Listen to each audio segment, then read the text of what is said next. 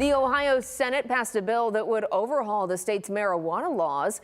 The bill would add all sorts of new regulations to Ohio's weed industry, like limiting the number of plants people can grow, the potency, and where you can smoke. Some lawmakers say it's supposed to make things safer for kids, and others say it will drive people away from Ohio. Chase Bachman has the story.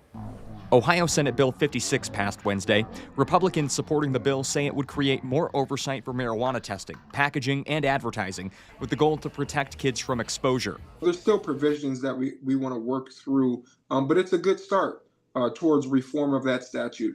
Moving forward, we will continue to address marijuana just like we address tobacco and alcohol. The bill would also cut the number of plants you can have in your home from 12 to 6 and limit the amount of THC in products from 90% to 70%. Harrison Carter works with NAR Cannabis, which operates in Ohio and Michigan. He thinks the potentially new regulations are a step backwards. Kind of taking away some of those rights and protections that help expand recreational cannabis to consumers across the state of Ohio.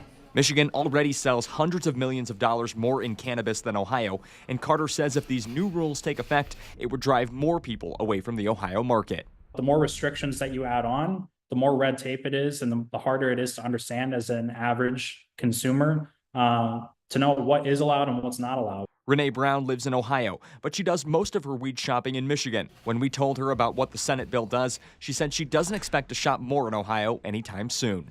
I guess it all comes down to convenience. I'd still probably come up here. I like the people up here too. We've been coming up here for a while, so.